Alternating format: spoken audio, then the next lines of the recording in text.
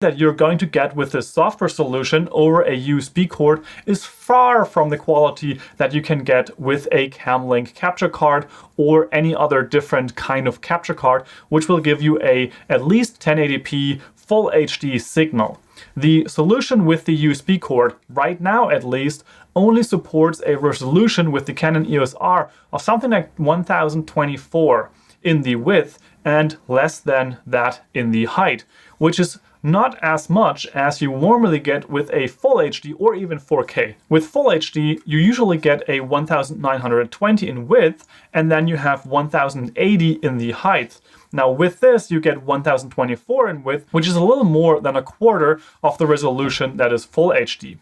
Now, this is still not a reason to not use this solution, because I'm going to demonstrate to you the difference between using this camera, the Canon EOS R, comparing that to the FaceTime camera I have in my MacBook, which actually captures 720p, so it would be kind of comparable in terms of the resolution to what the software solution for this Canon camera captures. However, the camera built into my computer, the webcam there, is a much smaller sensor as well as lens compared to a full-blown DSLR camera or mirrorless camera in my case, which has a huge sensor and amazing glass in front of it as a lens. Now there's a second downside with the USB cord solution, and at least at the time of this recording, it is not possible to actually record or stream the audio that is recorded by the camera through the USB cord onto your computer. This is something that is actually possible with the Camlink 4K and most other capture cards.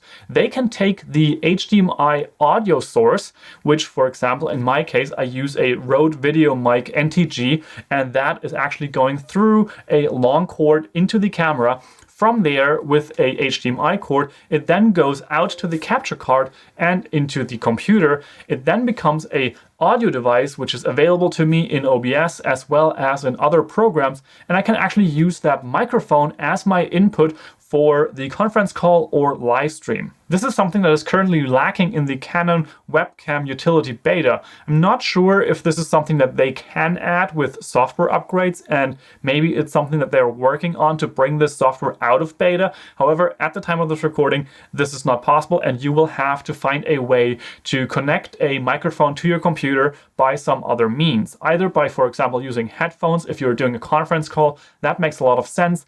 And if you're live streaming, maybe you have a USB microphone or some type of other capture card for your audio input that you can use that as your microphone. But now going back to the benefits of the solution. Of course, one of the big benefits is you don't actually need to buy any capture card, because you probably already have a USB cord, and if you're watching this, you probably also have a camera that supports this, so you don't actually need to buy anything new. So you can just use what you already have, upgrade your live stream or your conference calls with this software, and then from there you can see if it at some point makes sense to actually upgrade to something like a capture card in the future to further upgrade your live stream. Now let's jump to the screen and I will show you how you can use this technique with the USB cord to connect your camera to OBS and have a way better quality webcam that way.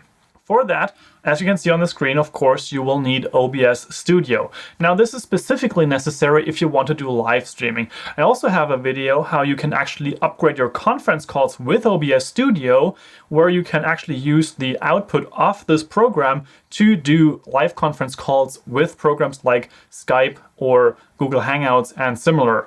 Right now, as of recording this webcam feature actually is something that sometimes has problems with certain manufacturers of software solutions, like Zoom, for example.